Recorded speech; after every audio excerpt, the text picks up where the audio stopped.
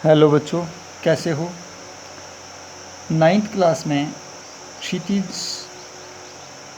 काव्य बाग का पाठ 1 चला हुआ है। कवि हैं कबीरदास जी। हम कबीर की साखियाँ और शब्द ये पाठ कर रहे हैं। साखियाँ हमने कर ली हैं, शब्द देखिए। तो कबीर के शब्दों में जो पहला पद है वो देखिए। मोको कहाँ ढूंढे बंदे, मैं तो तेरे पास में। ना मैं देवल ना मैं मस्जिद, ना काबे कैलाश में।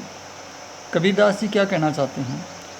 जो लोग ईश्वर को ढूंढने के लिए बाहर घूमते हैं, तीर्थों पर, मंदिरों में, मस्जिदों में, उन पर व्यंग्य भी करते हैं और कहते हैं कि ईश्वर हमें कहाँ मिलता है।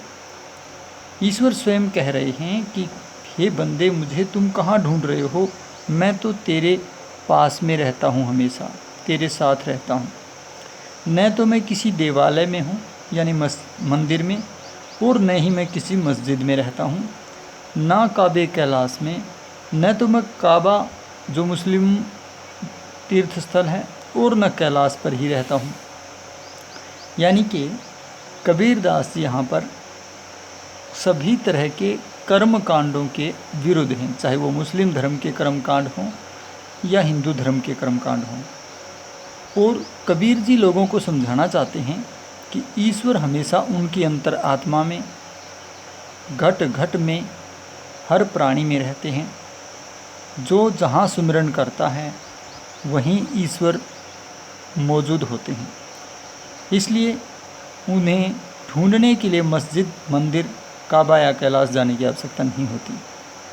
अगली पंक्ति देखिए। ना तो कोने क्रियाक्रम में, ना ही योग वैराग में, खोजी होए तो तुरत ही मिले हों पल भर की तलाश में।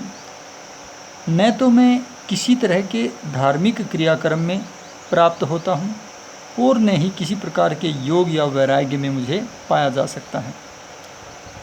अगर कोई सच्चा खोजी है, सच्ची लगन से मुझे खोजना चाहता है, तो मैं तुरंत मिल जाता हूँ, बिना देर लगाए तुरंत उपलब्ध हूँ। पल भर की तलाश में ही मैं मिल जाता हूँ, सच्ची श्रद्धा से जो मुझे याद करता है। इन पंक्तियों में भी वही व्यंग्य छिपा हुआ है कि भांति भांति के जो क्रिया कर्म हैं, कर्म कांड के कार्य हैं, उनकी बजाय ईश्वर सच्ची श्रद्धा के पल भर की तलाश में ही मिल जाते हैं। अगली पंक्ति देखिए। कहें कबीर सुनो भई साधो, सब श्वासों की श्वास में। और कबीरदास जी कहते हैं, हे सज्जनों सुनो, सबकी सांस की सांस में ईश्वर रहते हैं, सांस की भी सांस में। इसका मतलब हुआ सांस हमें जो है हर क्षण आती रहती है, उसके भीतर ईश्वर का वास है। इसका मतलब ये हुआ कि हर पल वो हमारे पास रहते हैं यदि हम उनको याद करें तो। इसका भाव क्या है पूरे पद का? इसमें कबीरदास जी बाह्य आडंबरों, कर्म कांडों और अंधविश्वासों का विरोध करते हैं। हिंदू या मुस्लिम हर धर्म के अवलंबी को ये सीख देना चाहते हैं कि ईश्वर मानवता में रहते हैं, दया प्रेम और ज्ञान में रहते हैं। दया प्रेम और ज्ञान के अंदर ही ईश्वर का वास है, और ईश्वर को ढूंढने के लिए इधर उधर भटकने की आवश्यकता नहीं है। अब इसका शिल्प देखिए। शिल्प में आपने भाषा पहले कर ली,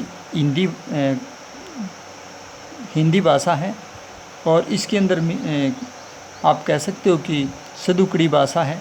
भाषा में सदुकड़ी होने का मतलब होता है अलग अलग भाषाओं के शब्दों का पाया जाना। इसके अतिरिक्त जो है शांत रस है, पदमैत्री अलंकार है क्रियाक्रम में, कहें कबीर में अनुप्रास अलंकार है, और प्रसाद गुण है।